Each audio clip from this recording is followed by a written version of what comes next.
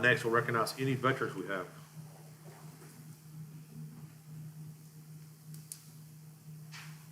Introduce yourself. Gerald Briscoe, United States Marine Corps. Dennis Leeds, United States Air Force. Johnny Hudson, U.S. Army. Do y'all have one of the county veteran pins? Yes. Appreciate your service. Yeah, thank you for your service.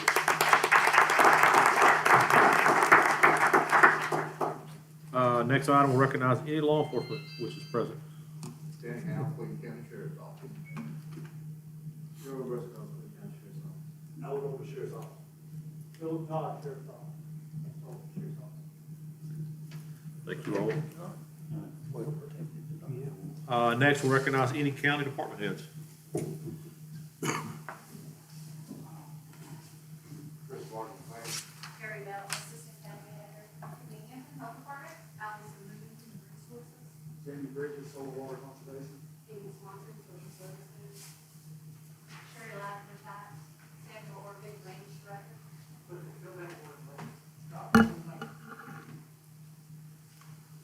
Thank you all. Thank you for all that you do. First item on the agenda tonight is motion to adopt the proposed agenda. Commissioners, you have before you the agenda. This time I entertain a motion to approve the agenda as presented. So moved. Second. Any questions or discussion? Hearing none, all in favor will say aye. Aye. Anyone opposed? Motion carries unanimous. Next item on the agenda is citizen recognition. Madam Clerk handed me a list of a couple, so Madam Clerk, if you'd read that statement, please. Yes, sir. The citizen recognition portion of a Board of County Commissioners meeting is an opportunity for persons wishing to appear before the board to do so. Each presentation will be limited to 3 minutes. In the event a group or person supporting or opposing the same position desire to be heard, the board may require the group to designate a spokesperson for the group. Speakers may not yield their time to other speakers. Speakers must discuss only items within the jurisdiction of the Board of Commissioners. While speakers are free to discuss county employees and officials, the board requests that speakers be courteous and respectful in their comments. Speakers are prohibited from using profanity or making threats of violence or personal attacks against any person. The board is interested in hearing citizen concerns, yet speakers should not expect comment, action, or deliberation on subject matter brought up during this portion of a meeting. Topics requiring further investigation will be referred to the appropriate county agency. All right, thank you. First we have is Courtney Carver.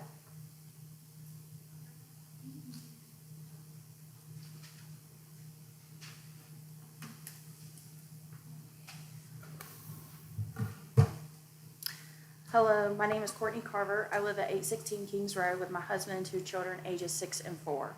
On Saturday, March 11th, my family was unloading our car when a dog charged across onto my property. This dog belongs to our neighbor across the street, Travis Gillette, and as the dog continued to charge, I walked towards it, keeping myself between the dog and my children. The dog has already bitten 2 other neighbors, and there was no way I was letting it get near my kids. As I walked towards and yelled at the dog, I finally got it to start backing up onto Travis's property. I turned around and started to go home, and at this point, the dog charged me and bit me in my shin, causing multiple puncture wounds resulting in x-rays at the hospital. Stop right. Animal control and the police were called. The dog continued to display aggressive behavior. When the cops arrived, the dog charged the cops, causing them to start drawing their weapons. Animal control has refused to take the dog for all 3 of our neighborhood attacks, even though NC law states it must be quarantined for 10 days for signs of rabies after biting someone. I understand this law allows the quarantine to happen on the owner's property if the dog is in a secure location. However, it is obvious that the dog is not secured, which is why it keeps getting out and attacking people. According to the NC's one bite law, this dog should have been labeled as dangerous after it bit my neighbor in February and taken animal control. I am still waiting to receive the official vaccination report to see if the dog has been vaccinated for rabies. I have 10 days to begin the rabies vaccination, which expires today, and Animal Control has never contacted me once to follow up the attack. When I contacted Animal Control Director and Shift Supervisor, I was told to email Public Health Information of Cleveland County to get the report of Animal Control because they will not give me a copy. The follow-up phone call I did receive informed me that the Animal Control did not take the dog due to the dog being on the owner's property the night of the attack. Everyone who was there that night will testify that both dogs were running back and forth between houses, escaping from the kennel they were supposed to be in. These dogs are constantly out of their kennel, and I have text messages dating back to 2021, and my neighbor has messages from 2018 to prove this. On Sunday, animal control was called again because one of Travis's dogs was out. Animal control did not take any action in this incident either. It has gotten so bad, my neighbor has a dog trap in her backyard. My children are terrified to go out in the front yard, and we are constantly on guard when leaving our house. It is obvious that Travis is constantly neglecting to keep his dog secured, clearly creating a dangerous environment for all the residents in the neighborhood.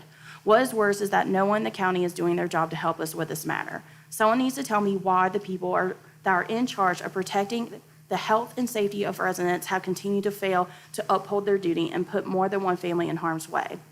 Does my child's arm need to be bit, or does our neighbor's face need to be taken off? Does someone need to die before this is taken seriously? We do not understand why it has to be so severe that surgery needs to be taken place before the dogs are taken away or before immediate action is taken. Why does it only have to be, oh, you only have 2 puncture wounds, this is nothing? I've been to the ER twice. I'm still trying to figure out the whole story on whether the dogs are vaccinated or not. I have 10 days. Today is last day. So now we have to weigh, do I go ahead and just do it? Or do I sit here and just pray that the dog is good to go, even though it's attacking other people?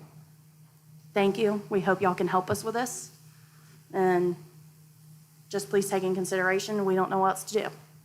Thank you. Thank you. Please pardon me, I'm having a difficult time reading the handwriting, so the next one, is this Marissa Casino? Yes. Okay, Sorry. it's no problem, I just wanted to make sure I pronounce it as best I can.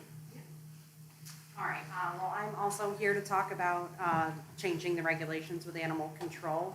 There is a neighbor across the street with pit bulls that continuously escape their enclosures and have attacked 3 neighbors, one of whom was 2 weeks ago. Animal control could do nothing because they showed rabies shots. These animals attack each other and people. I rent my home, and I'm actually looking into getting approval for a fence blocking my front yard from my backyard, where my 2 small children play. Now, I have changed my oldest daughter's bus run to have her dropped off at the end of my driveway instead of across the street where the pit bulls reside, which adds an hour onto her bus ride. And it isn't fair to us neighbors to not feel safe playing outside or checking our mailboxes. I have a family member, child, that had been attacked by a pit bull. They've had 7 surgeries on their face from this attack.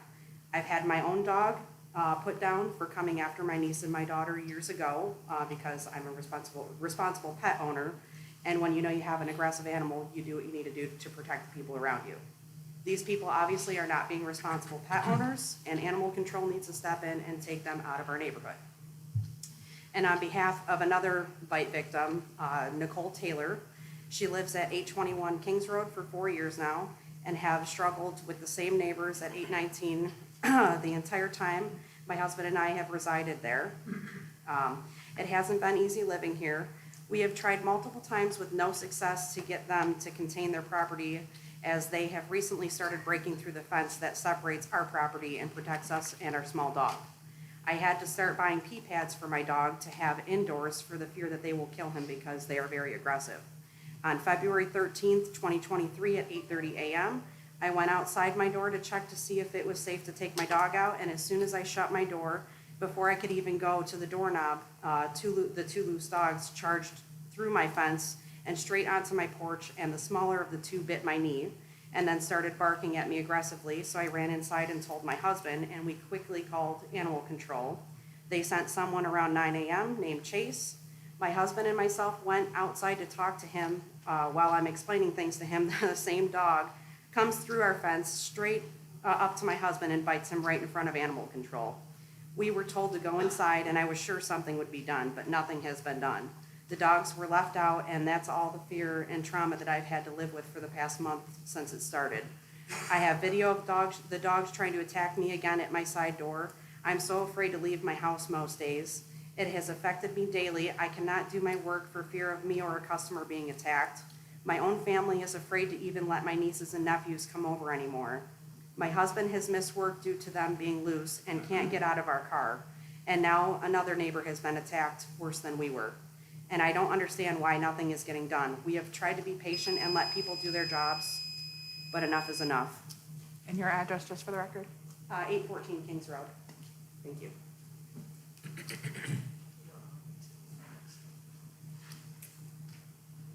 And the next speaker is Betty, is it Simone? Simone?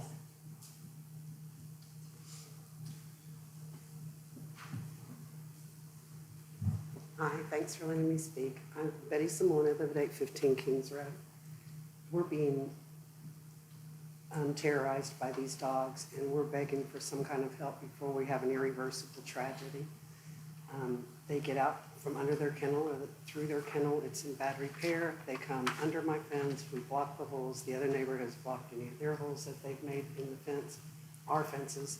They come over the top. It takes them 2 minutes to get from their inside their kennel into my backyard. So far, and sometimes all they have to do is lift the latch because the owner doesn't bother to secure it somewhere else besides the latch, and the dogs are able to lift the latch on their own. To date, they've aggressively charged 8 people and 1 dog in a manner of attack, and they have attacked and bitten 3 of these people. It's been happening since December, and it's escalating. To us, it's very unclear, is it a lack of ordinances? Is it because the ordinances are not enforceable? Or is it that animal control doesn't understand the enforceable ordinances and therefore they're failing to enforce them? When I left my house today, the dogs are still in the same kennel. It's not repaired, it's not new. The owner doesn't live at that residence. The property owner does not live at that residence. Animal control has been involved since February, early February. They say they're doing everything they can according to the state and county ordinances. The field officers and the supervisor seem to really care and want to help us, but say that within the ordinance of the state and the county, they're doing all they can do. Animal control has had uncountable calls and texts from us. We've made multiple 911 calls. Shelby Police come in an instant, and they do their best to keep us safe till animal control arrives. Animal control officers have come in person, sometimes daily, between then and now. They put a dog trap in my backyard. I've given animal control and Shelby Police full access to my yard at all times because they can see the dog lot and the shape it's in. We let them know when the dogs are getting out. We let them know when the dogs are out. The owners walk away from animal control and go, and the owner walks away from animal control, doesn't respond to their calls. We let them know when they're home. The supervisor's been to my property twice to see if there's anything he can do to try to find a solution. The director's been called twice, didn't help. Told me to call dispatch so it would generate a report that could not be ignored. They backed the biter back up into its own, up the driveway and back into its own kennel. And that was where it was supposed to be quarantined. It's been out more than once since then. The other one, they got in my backyard, no rabies tag, same night, put it in the truck, and then took it right back out of the truck and gave it back to the owner when he arrived because he showed them the rabies vaccine, which really is the rabies vaccine for the dog that's in the house, not the biter. We're victims and we're trapped in our homes. Kids can't play in the yards. We have to carry pepper spray, bats, or some other weapon to be able to save ourselves. I have to put my 90-pound, 10-year-old dog in the car to take him out to pee to somebody else's house.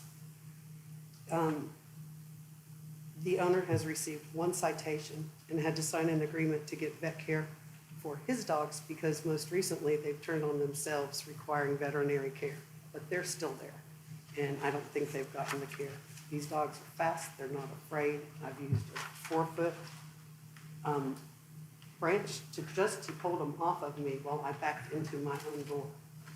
But it's also beginning to create a problem with the men who live in the house now still because they're angry that I video the dogs coming and that the police come and that animal control comes. Sorry, ma'am, but your time's up. All right, I appreciate you hearing me. And But I please- believe, you're looking into this, right? Can For I, all you guys. Please help us. Yeah. Mr. Chair, can I ask just a couple questions? Sure. Just to clarify? You are in the city limits, correct? Yes. That Kings Road, so there is a city leash law. That is not being enforced. Those dogs comes off the property. There's actually 5 pit bulls there, 1 in the house, 2 on chains for their whole lives, and 2 in the kennel that were born in that house originally because they were gonna breed them and sell them. Yeah. They did keep the other 2 that were born there in crates in the backyard, so animal control did come do a welfare check on them in November and told them they couldn't keep Keep them them in like that. crates. Yeah. So, and there's been 3 bites, but they've let the person quarantine at home all 3 times? Yes, Is that what my you're dog telling has me? been out. Has it been out during quarantine too? Yes, absolutely. Okay. During the first 10 days from the first 2 victims that were actually bitten on the same day, and then again, now that Courtney's been bitten, and I've repeatedly had to tell them that the dog named Coco that they showed rabies papers for is the mama dog that is in the house, has no access to bite somebody. And So- they have said the one in the kennel that bites, that's quarantined, is Coco, and showed Coco's, the dog in the house is So they haven't vaccinated. seen, so according to what you know, our animal services officers have not seen rabies, proof of rabies for all the dogs?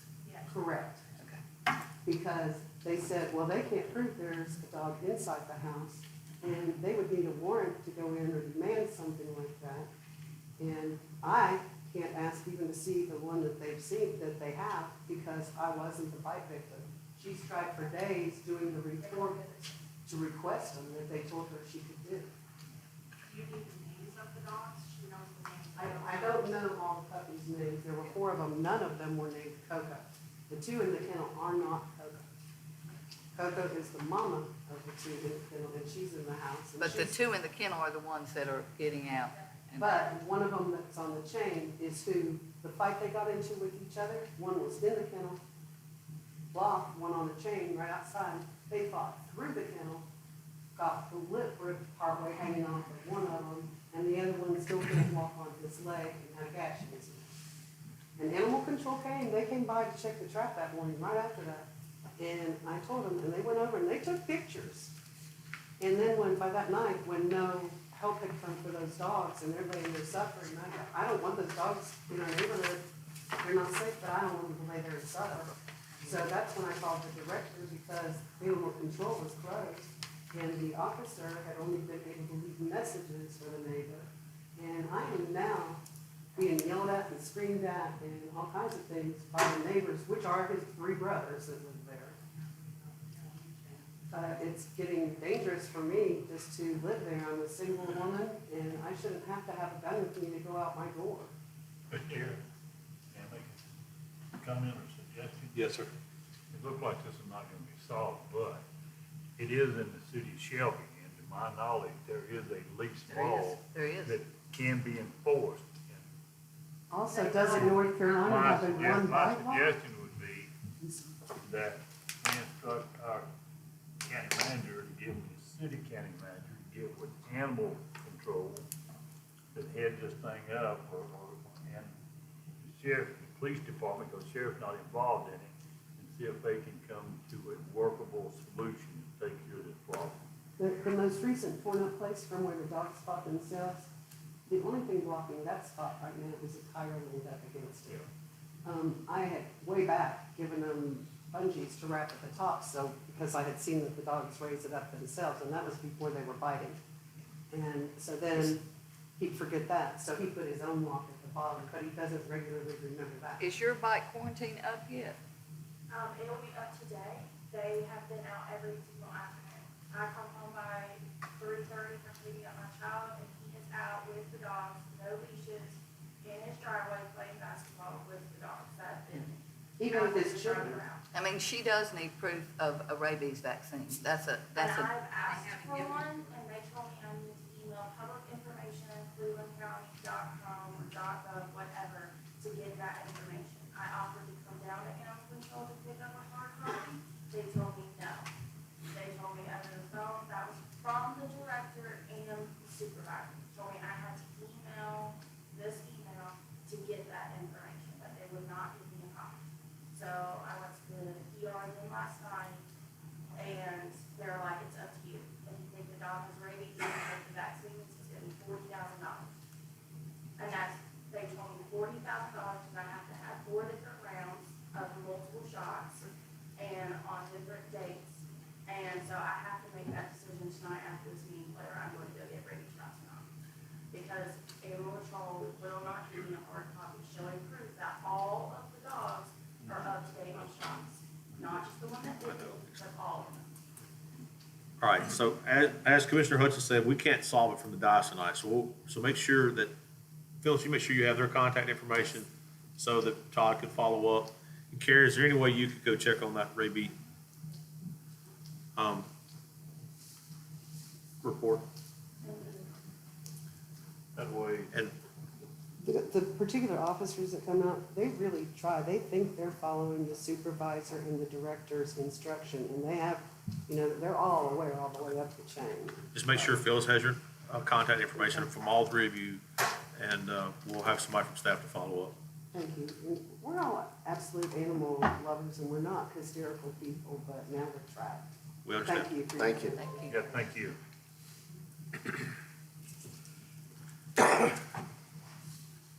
Be sure you get their contact. Yes, sir.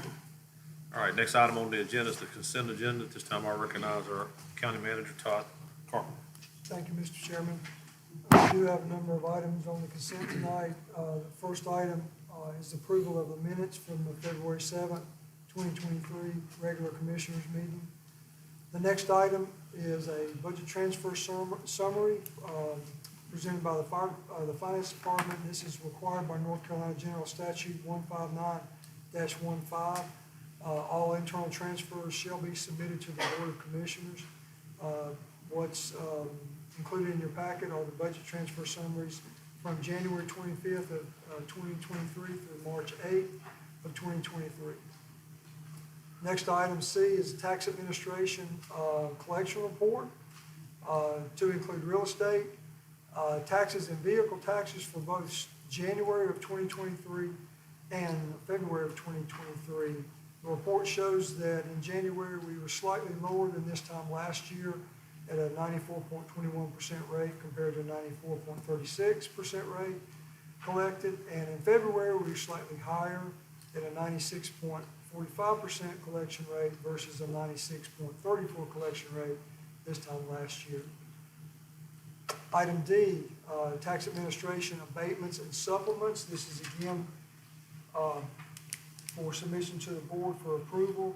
The January 2023 monthly abatement total was $1,804.53. The monthly supplements total was $10,002.31. That was for January. For February of 2023, monthly abatement totals $5,014.40, and the monthly supplements total $31,613.62. Item E is a budget amendment. It's a budget allocation for emergency medical services in the amount of $7,500. These grant funds are coming from Charlotte-Mecklenburg Hospital Authority, and they will be used to purchase 5 Swift Water Tech kits. The next item, item F, is for the Sheriff's Department. It's a budget amendment. It's an allocation for $5,000 in funds received to assist in the purchase of an undercover vehicle. Item G, this is the budget allocation for emergency medical services in the amount of $35,950. These funds are received from Duke University for our participation in the randomized cluster evaluation of cardiac arrest systems trial. These funds will be used to purchase defibrillators and other medical equipment. Item H, a budget allocation for $10,000 in grant monies from Contegra Health to our Social Services Department. This is for opioid awareness and prevention, and it specifically targets families involved with social services, child protective services. Item I is for the Finance Department. It's a budget amendment. This is a budget allocation of $9,512,529. This is our second payment from the American Rescue Plan Act, and this finishes out the $19 million that we were awarded through ARPA. The $19 million we were awarded through ARPA. Item J, Health Department. This is the budget amendment. It's an allocation in the amount of $175,395 in unspent funds from FY 21 and 22. The funds will be used towards existing salaries as well as medical supplies, flu vaccines, lab supplies, and contracted services related to communicable lab fees and diseases. This is coming from the North Carolina Department of Health and Human Services. Item K is for the Health Department. It's a budget amendment, an allocation for $13,000 in additional grant monies received, again, from North Carolina Department of Health and Human Services for breast and cervical screenings. Item L is for the Health Department also. It's a budget amendment, an allocation for $537,317. This is additional COVID funding awarded by the North Carolina State Department of Health and Human Services for related school services. Item M is for the Health Department also, a budget allocation for $1,872 in additional Title X funding for the North Carolina Department of Health and Human Services to enable the purchase of family planning methods for family planning clients that are seeking services. Item N is a budget allocation for the Cleveland County Fair for $1 million in grant monies from the North Carolina Office of State Budget and Management. The funds will be used to update and upgrade the fair property and assets to provide a safer and more enjoyable experience for fair patrons. Item O, Finance Department. This is a budget allocation in the amount of $6 million from the North Carolina Office of State Budget and Management. It's a SCIF grant contract award for our new courthouse. Funds were approved as part of the state's budget last year. Item P is for the Sheriff's Office. We are asking to surplus a service weapon for a retiring Sergeant Andy McNeely. Sergeant McNeely has been with the department for 30 years and will retire on April 2023. The service weapon requested to be removed from the county's inventory is a Glock 9mm model 17, county asset number 201232. The last item on consent is an economic development project label. There's a resolution attached, and this resolution is in support of a building reuse grant for Project Label.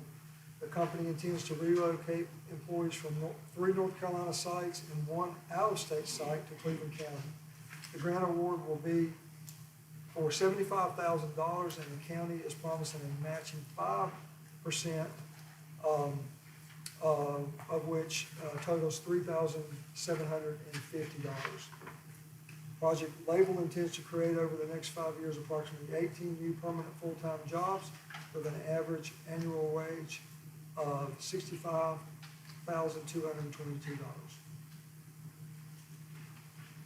That's it, Mr. Chairman. All right, well, thank you, sir. Commissioners, you have been presented with the consent agenda. Is there any discussion? All right, hearing no discussion, I'll entertain a motion to approve the consent agenda as presented. So moved. Second. Any other questions or discussion? Hearing none, all those in favor will say aye. Aye. Those opposed will say no. Motion carries unanimous. Next item on the agenda is public hearings. Chris Martin.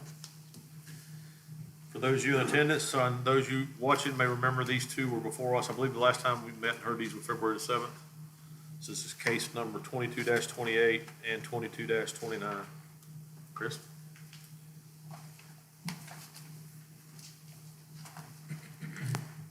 Thank you, Chairman Gordon, and good evening, Board.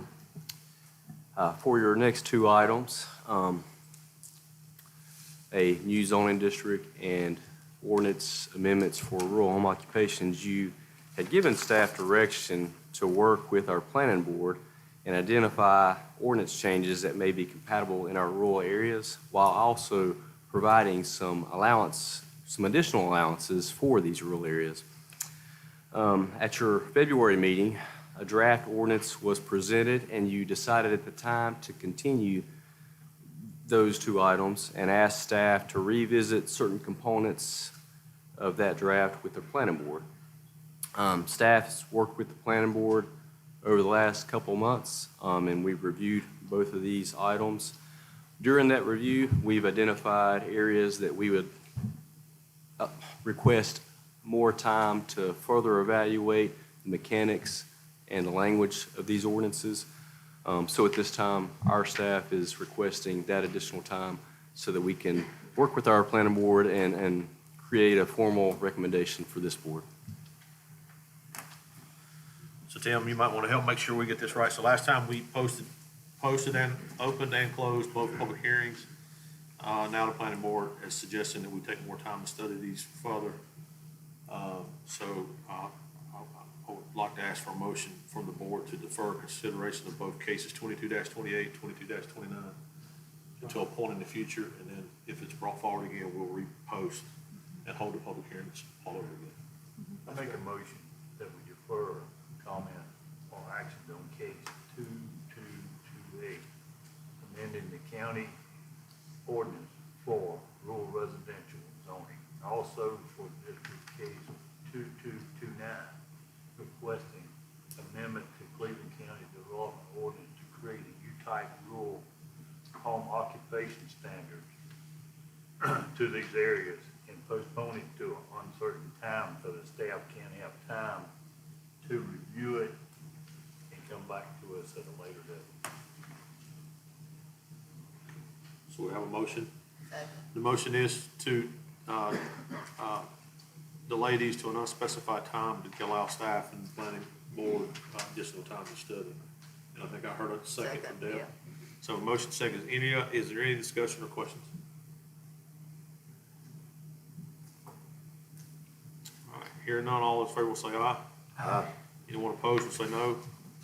All right, motion carries. Thank you, board. Just so everybody understands, it's delayed to an unspecified time. If it's decided to be brought forward again, we'll repost the public hearing, hold those all over again for public input, and do the same thing that we did back in February. Yes, sir. All right. Now we're on to the regular agenda. The first one, Mr. Craig DeBrew is going to come forward and talk with us about Duke Energy. Thank you, Chairman Gordon, members of the Board of Commissioners, Mr. Carpenter, Mr. Moore, Madam Clerk. I appreciate the opportunity to be here and give you a brief update on Duke Energy in Cleveland County. I would be remiss if I didn't mention a couple things that are happening on the statewide level. So I'll start here with bipartisan legislation that was signed in October of 2021. And you see our own Speaker Moore there with Senator Berger and the governor. I don't know how many photo ops they had in 2021, but this was at least one. And they really put us on the path of cleaner energy, and we appreciate the support of that legislation. Our clean energy transition, we did extensive feedback from stakeholders, and we filed a proposed plan with the Utilities Commission in May. And then in late December, we received an order that lays out framework for a clean energy transition, recognizing a diverse set of resources to meet a 70% reduction in carbon emissions by 2030. And we're already 44% reduction since 2005. So this is really a plan that's on three pillars: clean, sustainable energy, reliable, and affordable. And you can see it calls for more solar, energy storage and transmission, planning for new natural gas to replace the coal retirements, nuclear relicensing, exploring onshore wind, and studying initial activities that are longer lead time work, things like small nuclear reactors, offshore wind, and a second powerhouse at our Bad Creek pump storage facility. So this clean energy transition also includes grid improvements, and those are happening here in Cleveland County. Part of how we're going to meet this reduction is reduced consumption, energy conservation by our customers, by giving them more energy, more tools to save energy and money. Also expand solar and renewables across a two-way smart thinking grid. If you think about, for 100 years, we've kind of had a model where power flows from our substations, outfeeders to our customers. And now with the onset of roof-mounted solar and solar ground-mounted facilities, now there's a two-way flow. So our system has to be able to handle that. Also improved reliability to avoid outages and speed restoration. and strengthen the grid against physical and cyber attacks. And in the month of December, the spotlight really shone on these two here. In early December, down in Moore County, we had vandalism at 2 substations. Thousands of people were impacted. There were extended outages. This is unfortunately something that started to pop up across the country. It's getting a lot of attention. We have a task force looking at next steps. The legislature's been involved, the regulators are involved. So this is a big deal that we're working on. Also reliability. In December, Winter Storm Elliott blew in on the 23rd. High winds, we had about 300,000 customers impacted by that. Then it got super cold that night, and in the early morning hours of Christmas Eve, our model was telling us that we have plenty of capacity in reserve. And then as it got colder, it was a couple of degrees colder than expected. And so that resulted in more load. We had a couple of plants that were derated output-wise. And then we had a purchase power contract that wasn't delivered early that morning. So that forced us to implement rotating blackouts for our customers, first time in 100 years. So it really points to the importance of making sure we get it right as we move forward with a clean energy transition. Now let's turn to Cleveland County right quick. I'm proud of the things that we're doing. We've got 328 employees and retirees, over 33,000 customers. In the last 5 years, $556,000 in charitable giving to entities within the county. Our annual property taxes are about $5.6 million. How do you be the largest taxpayer in the county? Well, you have a lot of stuff. And the biggest one of those is at our Rogers Energy Complex in Cliffside, and I know several of you have toured that. Our Unit 6 here is our newest unit. We're fortunate that 3 or 4 years ago, we made the decision to have dual fuel capability so we can run that plant off pulverized coal or 100% natural gas. So that really positions that unit well going forward. You see Unit 5 in the background. Wanted to give you an update on, we had a fire out there in the early morning hours of February the 9th. Mr. Davis and Emergency Management responded very quickly. The Boiling Springs Fire Department, they got it under control. We're in the process now of repairing that unit and expect it to be back in service in May or early June. Also in the county, we have our Kings Mountain Nuclear Training Facility. Hundreds, if not thousands, of folks move through there every year training for our nuclear outages. Of course, our operations center in Shelby, our Broad River Solar Facility, as well as a small facility at the airport. There's a little misconception. There's a lot of solar facilities in the county, but we only own 2 of them, and that's these 2. The others, we simply buy the output from.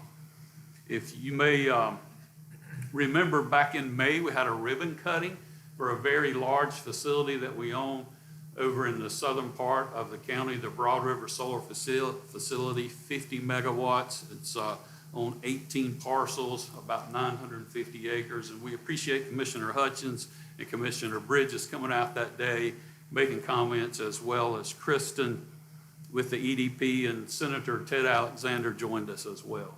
So that's a very significant facility, and as you can see, on a sunny day when we've got output here, then that means we can burn less coal or less natural gas at our fossil plant. So what does it mean to modernize the grid in Cleveland County? These are some of the things that we're doing.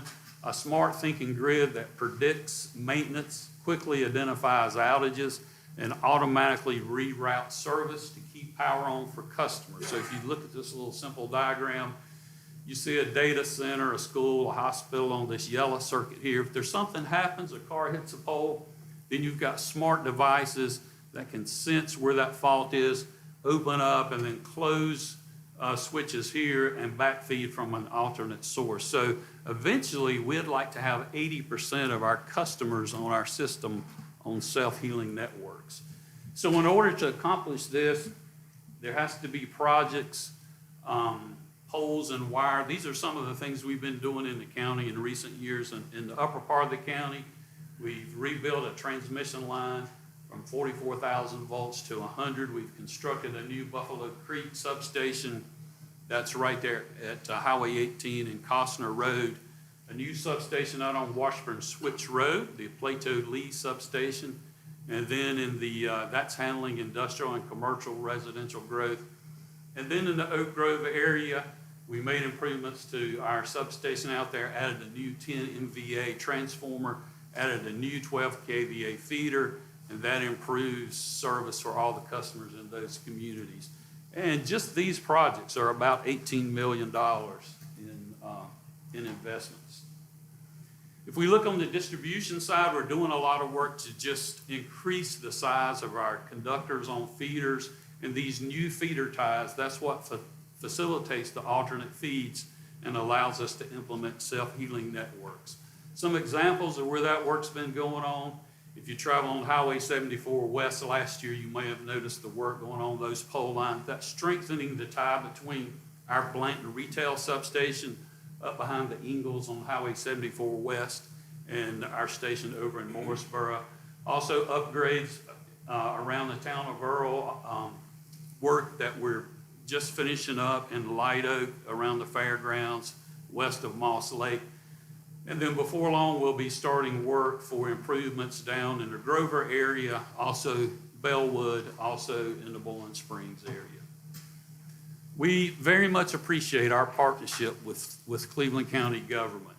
We work with Perry Davis and his team on, if not a daily basis, at least on a weekly basis, responding to all kinds of things. And I'm real proud that back in 2019, we were able to get a $25,000 grant from the company to help with emergency management. Perry's biggest need at that time was an emergency siren out in the Kingstown community. And so we were glad to participate in that project. Also, we brought our Liveline trailer safety demonstration in a couple times. It's been at Oak Grove, and Commissioner Wetstein came out and visited, participated in that. It was also down at number 3. We also provided down power line safety for EMS personnel in the county just in the last 3 or 4 months. Support of the Broad River Greenway. I'm glad we were able to get a $100,000 grant to put in a new river access point on county-owned property there. And also, we're supporting the EDP through the Making It Work event. If you come by there next week, you'll see us there telling those students about opportunities for employment at Duke Energy. Some of the other things very quickly that we've supported in the county: Cleveland County Schools, the Boys and Girls Club, the Kings Mountain Gateway Trail. In addition to the Broad River Greenway, we also made a $25,000 grant to the River Trail in Lawndale. And then in workforce development, I'm proud of our support of Cleveland Community College. Since 2005, we've contributed $1.7 million to the college. And over $500,000 of that has been to the line worker program, which has been very, very successful. And we've also installed 2 new electric vehicle charging stations at the college, one right down below the Speaker Moore building and one over at the LeGrand Center.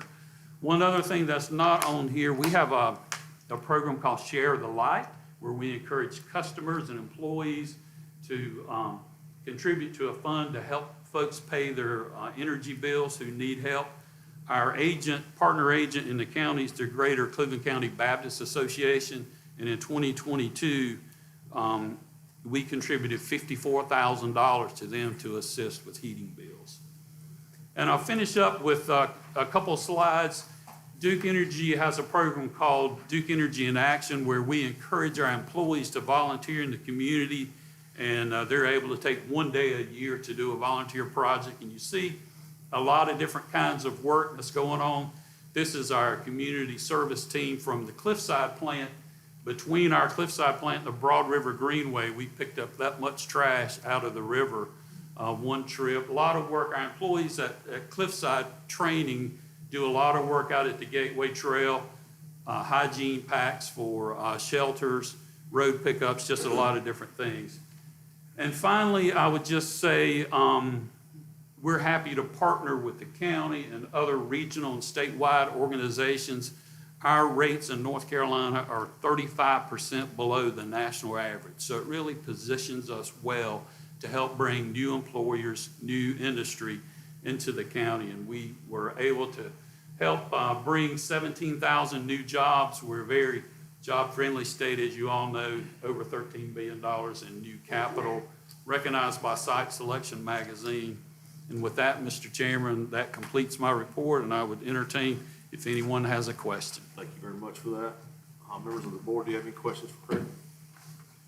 I passed the charging stations out at the college, and they're not quite hooked up yet, are they? The electric has been hooked up, and we're gonna commission them just in the next few days. They're part of the Shell Recharge Network.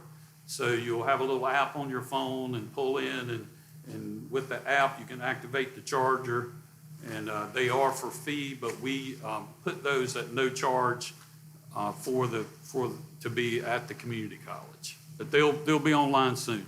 With the carbon footprints are great. How's it look putting charging station at the airport?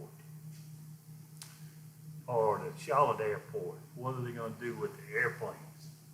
When they The wanna airplanes- take away our card, when they wanna take away our gas card, so they're gonna take away the gas, planes go. I think it's gonna be a long time before fossil fuel vehicles go away, and electric airplanes are one that I struggle with, so. I said that as a joke. I understand. Probably got a bigger footprint than any of them. Thank you, One- Mr. Chairman. One question I Sure. have, we really appreciate what y'all do to keep us power. Those nights it was so cold, I would have hated to have been without power for a while. Yes, sir. So we appreciate that, and we appreciate what you do to help our citizens of the county. One of the questions I had during your presentation, you said something about onshore wind. Yes, sir. Is Cleveland County have enough wind to have something like that here, or do you We know have- that yet? I don't think so. I think we're looking at areas where it's a lot flatter, where you get more sustained winds, so. Okay. I think I'd read a report somewhere where they looked at some of the western portions of the mountain and some of the valleys and all where the wind comes through it, that they may be a possibility in some of those areas. And we have a ridge top law that limits some of that too, so. But I'm not aware of any discussion for Cleveland County. Craig, I just have one comment. First of all, we appreciate you being the biggest taxpayer in Cleveland County. That really helps us. And of course, when we go home at night, we flip on the switch and we have electricity, and, we're pretty much assured of that, and we appreciate it. But several times, I've had citizen concerns, and I've called you up, and you've handled those really quickly, and I certainly appreciate that. Glad to do that, and I'll continue to keep you guys updated on storm events and restoration and help you be informed, so when you get calls from citizens, you'll have the best information. Sure, I get it, feedback from Duke Energy quite frequent with the storms and so forth that you put out to the commission. I don't know who all you put it out to, but it's helpful. It goes to all the elected officials in the county. Before I took this job, I didn't know that people would call their mayor or their county commissioner if they were upset with their power provider, but it happens. So we try to keep y'all with the best information. We appreciate it because it gives us some way to answer when someone does. Absolutely. Thank you, sir. Thank All you for right, what thank do. you. All right, next item on the agenda is the Farmland Preservation Ordinance Update. I recognize Jamie Bridges with the Soil and Water Conservation, as Soil and Water Conservation Director.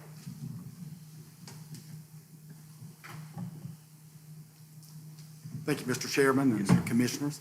I am Jamie Bridges. I'm the Director of the Soil and Water Conservation Office. I have been in that position now for the past 9 months.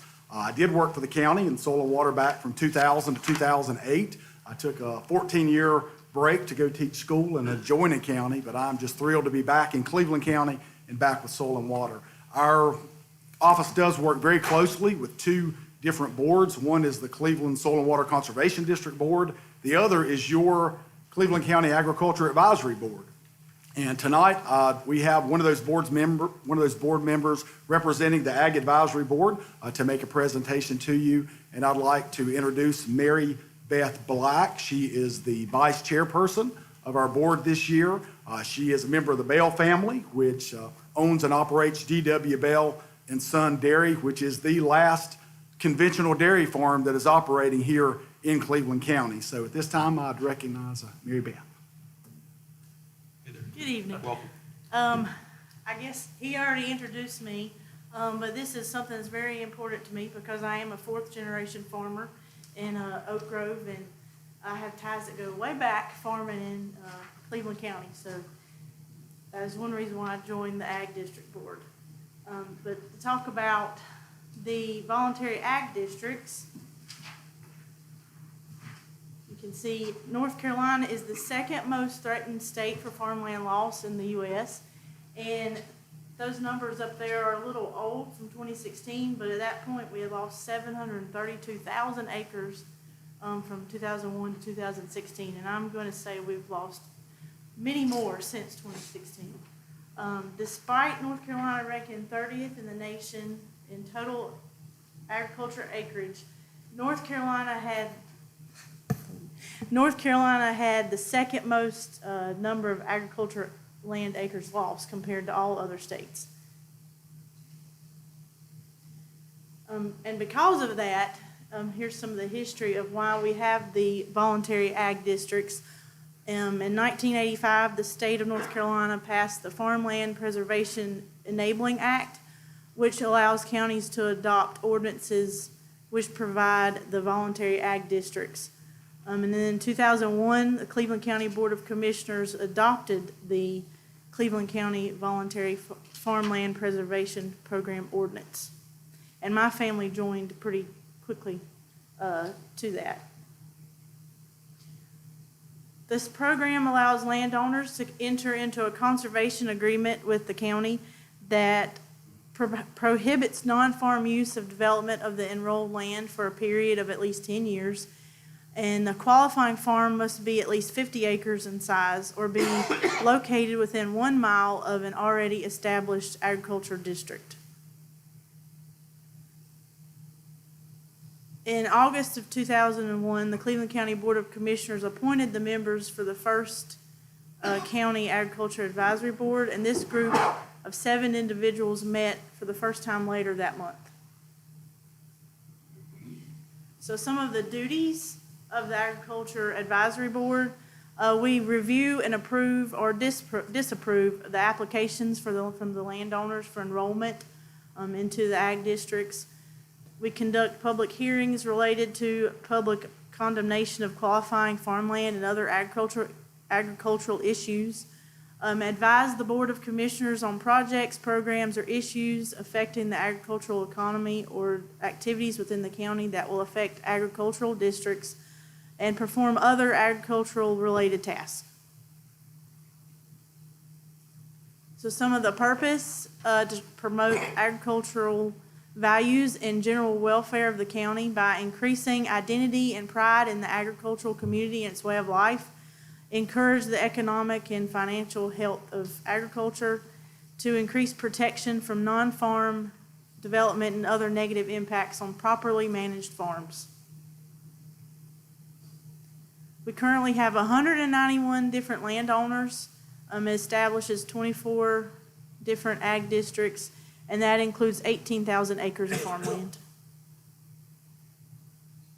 And there's a map of all the agricultural districts within the county.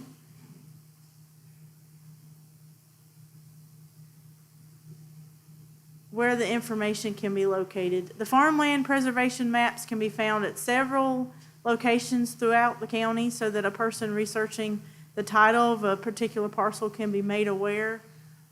If they're going to be moving in close to a voluntary ag districts, the maps are found in those 4 places. And you can also look it up on the Cleveland County GIS website. It's a layer on there. The benefits, it preserves open space in the county, provides economic diversity in the county, it supports and maintains our community's rural heritage, it supports clean air, water, fresh food, flowers, and farm products, provides wildlife habitat, decreases risk of nuisance lawsuits, and it preserves productive farmland for the future generations.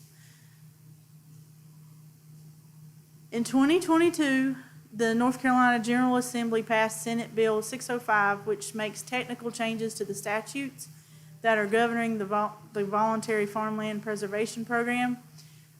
Cleveland County Agricultural Advisory Board, we put together with the county attorney's office, that we recommend that we update our ordinances to reflect those changes.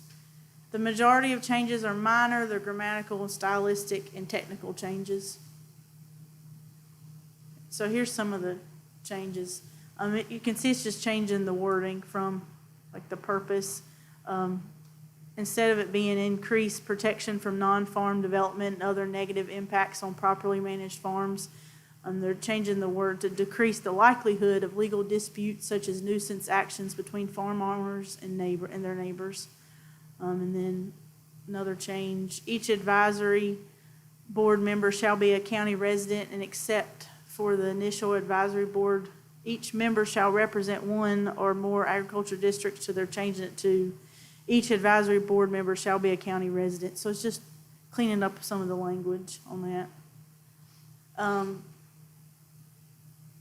The certification and qualification of farmland is changing it from the original qualifications to the real property that is used for a bona fide farm purposes as the term defined by NCGS 1067434A and NCGS 160D903.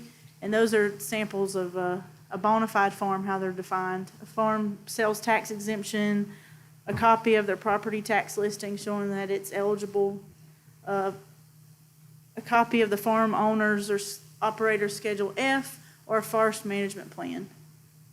So they have to be bona fide farms to qualify. And then the action we're asking for is to approve the changes to the farmland preservation ordinance as presented and outlined in commissioners' packets. So is there any questions? Board, do you have any questions of Ms. Black or Mr. Bridges?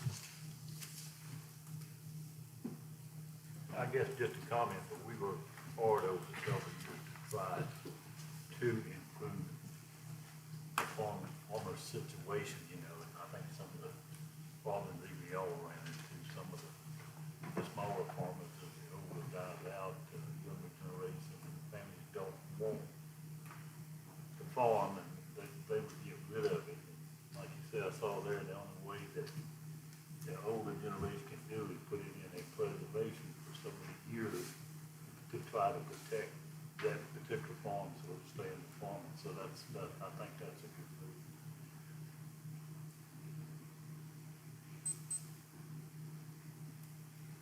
And appreciate all y'all do. Thank you. Any other questions? If not, I think we're looking for a motion to adopt the changes that she spoke about, that they spoke about, and those are basically grammatical changes that she spoke of, and they were driven by the change in the most recent state law. I make a motion, we accept the changes. And I'll second. Any other questions or discussion? All right, hearing none, all those in favor will say aye. Those opposed will say no. Passes unanimous. Thank you guys for what you do. Thank you for the presentation. Next item on the agenda is the Justice Center campus update. Russell Stencil.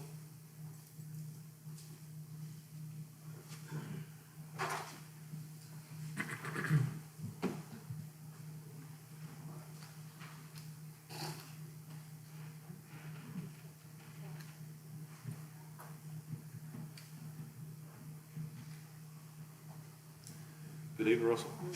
Good evening. Chairman Gordon, Commissioners. Thank you for the opportunity to be here and present to you. We're very excited about this project. Just to give you a quick update on what's been happening. Let's start with a recap. We released for construction, pre-construction rather, in June of 2022, which time we started meeting with the architect and with the owner. Group meetings. Following that, we spent some time working in additional meetings and working through this to develop the conceptual estimate. This is basically the napkin sketch estimate. We have a little more than a napkin going, thanks to those. The next item was delivered in October when we had a schematic estimate. Define the parameters of the project. So, okay, here's what we're going to be building, and put that a little bit, put it a little bit more in context. So now we're at design development, or beginning design development at the end of schematic phase. Following that, we got started on identifying some of the early things that needed to happen. Of course, that was the early demolition package. We put together a package, put that out on the street for bids, and received those bids in November. In December, we had a 50% design development review. Basically take that schematic, the schematic estimate at that point in time, and go back and review that and see if things are holding. See if the design development is encroaching upon anything. Following that, in January, we issued a subcontract for the demolition, and as you've seen outside, as you came today, the Star Building is fenced in and demolition has begun.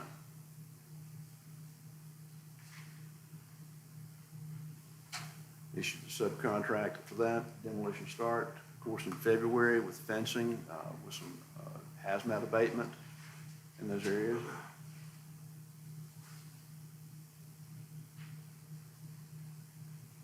And then in February, we received 100% DD, design development documents. So this is we flushed out everything from schematic design, got this thing moving forward. Now we're into the design. The design development is complete, and time for us to do another update. So we have begun that process, and that deliverable is due in March. It'll be on the next slide. And of course, then we started into the early advertising for the early site and utility relocation process. Those bids are going to be due March 23rd. So upcoming activities. As I mentioned, the design development budget is due this month. Working on that now. We've been in meetings with the design team and with the staff working on the project.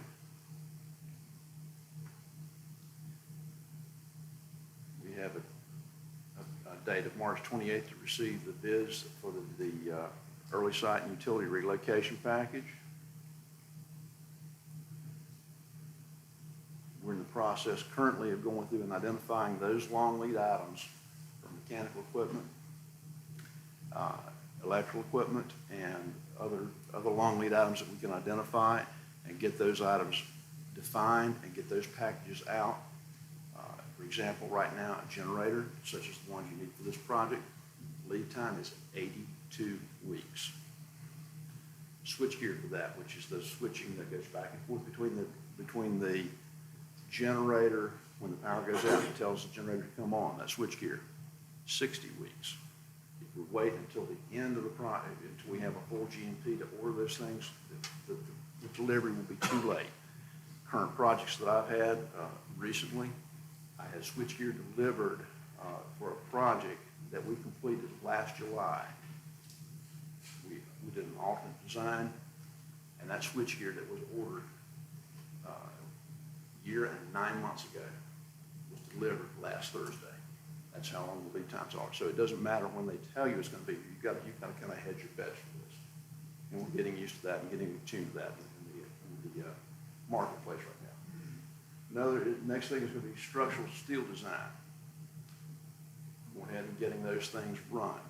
Structural steel, for those of you who may or may not be familiar with the process, is called a mill order.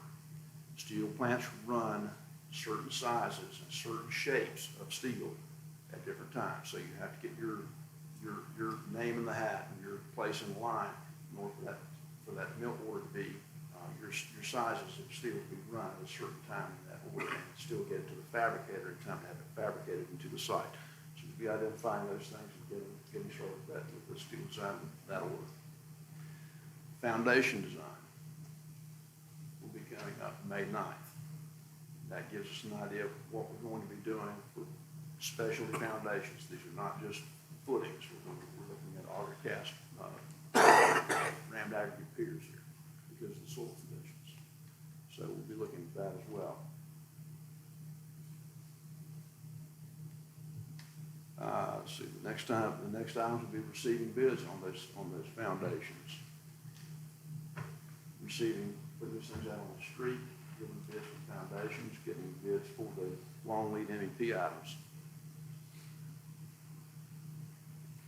We anticipate construction documents by around toward the end of June, around June 23rd. And we're looking to receive the bids on the steel on June 27th. Once we have those things in place, we'll start work on the GMP, the full GMP of the building, and we anticipate being able to do the building GMP sometime around November 7th. I believe that meets some of the criteria you need for your audits and financing. Okay. So this is going to be the process and review approval as we understand it at this point in time. So we're guided by state guidelines for CMAR, which means that we're going to be advertising and receiving bids at public openings. Once we have those, we take those bids and we bring them back and we evaluate those bids. We don't just take the face value for that. We come back and we evaluate the bids. We look at that. Is everything covered? We usually will call in the contractor, maybe load two contractors, and have a sit down and talk and review of the bids with them. From that, we'll take and prepare a GMP. Once we've prepared the GMP, we'll submit this to Cleveland County. And then those items, as we now understand, will come to you individually for review and approval. Once we have that, then we'll issue subcontracts, and then we'll establish a notice to proceed based upon that.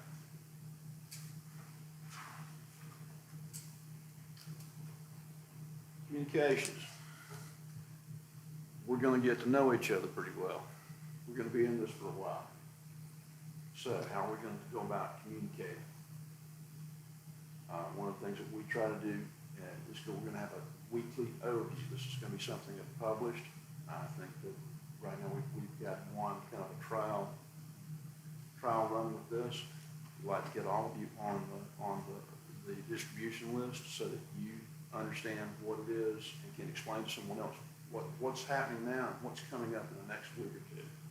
We're not going to bog you down in an overall schedule. We're more than happy to share a schedule with you anytime you'd like to come sit down and talk with us about it.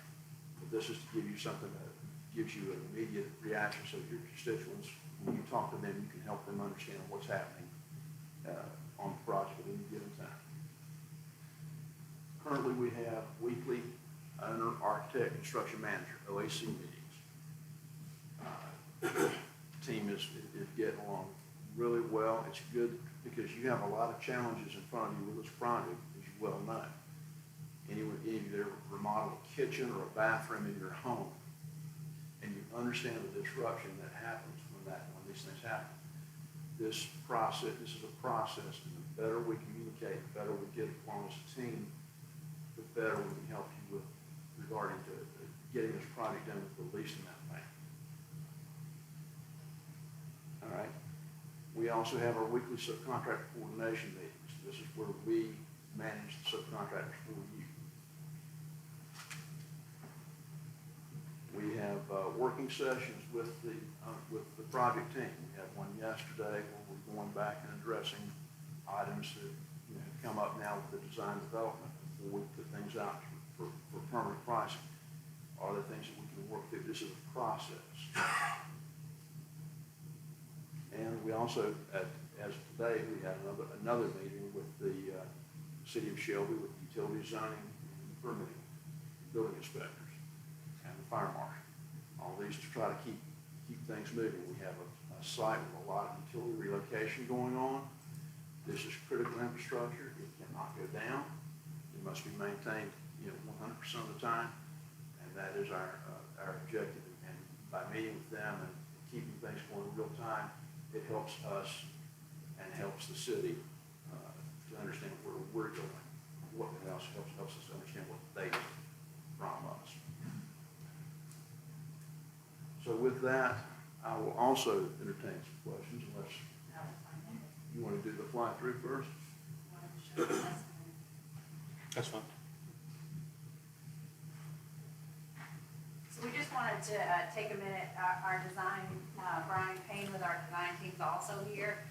We just wanted to take a quick minute to show you all kind of an animation flying over kind of what the Justice Center is going to look like from a what was that street? DeKalb Street, all different views. So this is about a 2-minute video that we want to show you all.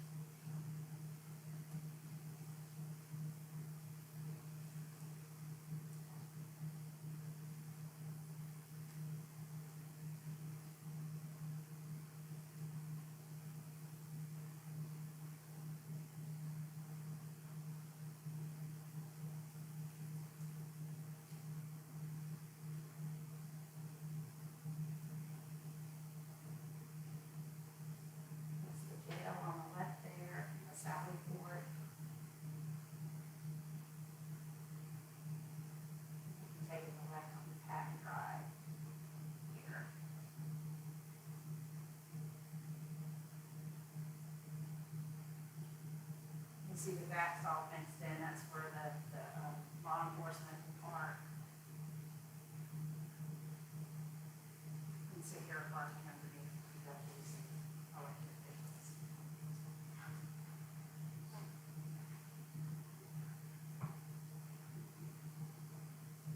And this is the last view from down Marion Street.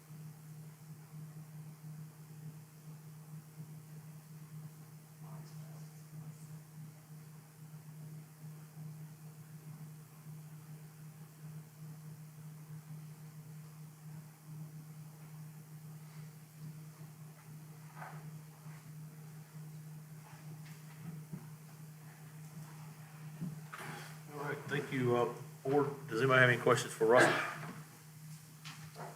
No question, just a couple comments and seeing what it is. We probably want to get Greg and let Duke Energy put us some electric charging stations out there. I didn't see. Also, I see the sheriff's here, give him a chance to comment. And I think it would be good if the board don't mind to put him on your mailing list each week of what's going on, because it's gonna affect him more in his department probably than anyone else.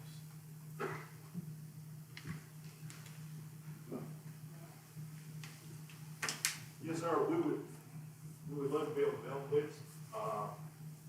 It looks great. Or it could be approved in about 6 months or so. As they said in the money pit, 2 weeks, right? You know, just a question, in looking at when we do get this built, and the old building is being demolished and everything, we got generators, we got switches and stuff.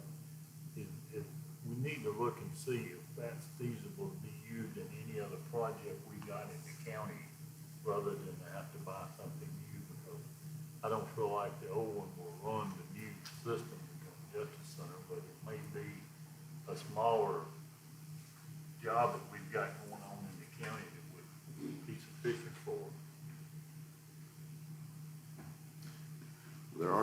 There will be opportunities for that to happen. Evaluate, I know there's a generator out there that is less than 10 years old, I believe, 10, 12 years old. And there's another one that came with the building we didn't know about until we got inside. Yeah. So it's over 50 years old, or about And 50. And we actually used it last 2 weekends ago when we did the cutover. We had to reroute some wiring between the generator, automatic transfer switch, and the transformer. And we actually used the old generator, fired it, and worked well. Did it work? Did it work all right? Yes, we're fine. I'm old, but I work sometimes. Anybody else? This may get a little bit technical, but, and I know there's no way of knowing the exact cost of anything, but are we seeing, like in residential construction, I'm seeing things go down a little bit, not a lot, but some of this stuff that you were talking about, it's like a year and a half away. Will they guarantee us a price once we place the order, or are we at the mercy of whatever it costs whenever it comes? That is exactly why we're looking at the early release on this thing. Twofold, is to get it here in time, and two, to lock the price in. We look at this thing as being, there'll be some plateauing going on with regards to the inflation rate. Do not see things, some things with commodity pricing will fluctuate a little bit, but as far as things returning to their previous levels, we don't see that. Anybody else? All right, Russell, thank you again. All right, I'm gonna ask you a favor of everyone here. Please don't call me Russell. My name is Rusty. Rusty. The only time I heard that, I was in trouble. Yes, sir, I'm sorry, I'll fix that. All right, Rusty. Thank you. We'll make sure the clerk makes that note. Yes, sir, I will make a note of that. All right, next item on the agenda will be our manager again, and this is the CMAR contract change order for pre-construction services for communication and emergency operations center. Yes, sir, thank you, Mr. Chairman. And, Board, this item before you is to hopefully approve a change order for pre-construction services to be added to our existing CMAR contract with DHMETCOM for the construction of our emergency operations center and a 911 call center. Of course, as Rusty was just up here talking about all the work that they're doing at CMAR for the Justice Center project, they will also serve in that same role for the 911 center and emergency operations center. That's already established. This is just adding the pre-construction services so we can get them in early for them to work with our architects and work with them for us to keep the project within budget and on schedule, make sure the design suits for the intended uses. So staff is recommending the approval of this change order to the CMAR contract in the amount of $50,000. Commissioner, do you have any questions or comments of Mr. Carpenter? I think a comment, even though we spend that much money, it's gonna save more than that in the long run. At the end of it, get it going, like Commissioner Wisconsin said, cost everything's going up, so if we can get some stuff locked in the contract, I think it would be a money saving to go ahead and do it. I'll make a motion to approve. I'll say. All right, motion second to approve the change order. Any other questions or discussion?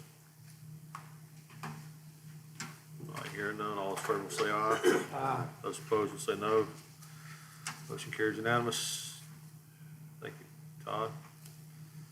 Next item on the agenda is board appointments. Madam Clerk, looks like we'll start with Board of Equalization and Review. Yes, sir. The Board of Equalization Review will need 5 appointments, each from each of you individually, and I'll go down to see who you want to appoint. This will be for a 1-year appointment, and ENR will begin April 1st.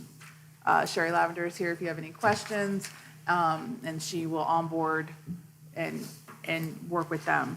So Commissioner Harden, who do you appoint for your position? Mike Philbeck. Andy Dedman. Commissioner Hutchins? David Allen. Gary Hastings. Marvin Hutchins. So with that, Mr. Chair, I believe if you could take a vote to approve. On all those? No, just a vote to approve them So all. with that, I guess we'll need a motion to second to approve the names that were just submitted by the 5 commissioners. Yes. So moved. Second. Any questions or discussion? All right, hearing none, all in favor will say aye. Aye. Those opposed will say no. Our motion carries unanimous I won't try to recite those for those 5 names. No, I'll take care of that. All right, next item on the agenda is board appointments again. This is the Shooting Range Advisory Board. Yes, sir, you have the applicants in front of you. At this time, you'll need to appoint 5 people for a 3-year term set to expire June 30th, 2026. All applicants listed on the application list have been vetted and recommended by our shooting range director.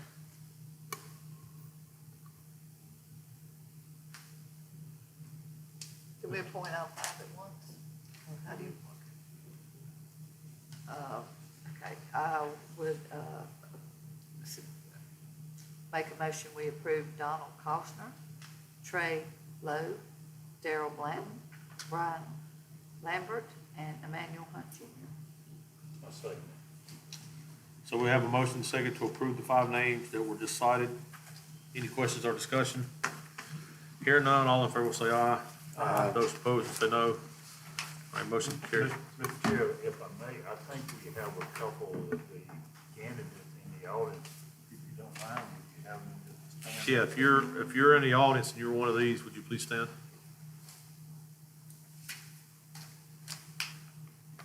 Daryl Black. Mr. Blanton? Anybody else? All right. Commissioners, do you have anything you'd like to report?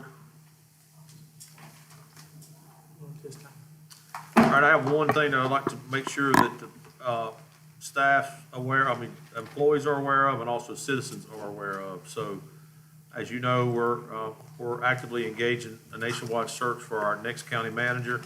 And that process has been ongoing for almost a month now.